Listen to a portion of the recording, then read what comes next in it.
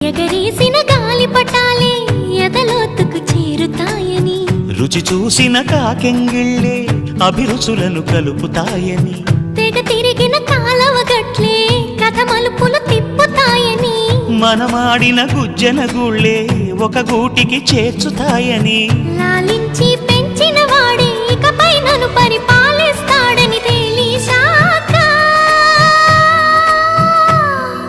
నువ్విక్కడుండి నేనక్కడుంటే, నువ్విక్కడుండి నేనక్కడుంటే ఎంత కష్టం. నువ్వు నేను కలిసుంటేనే నాకెంతో ఇష్టం.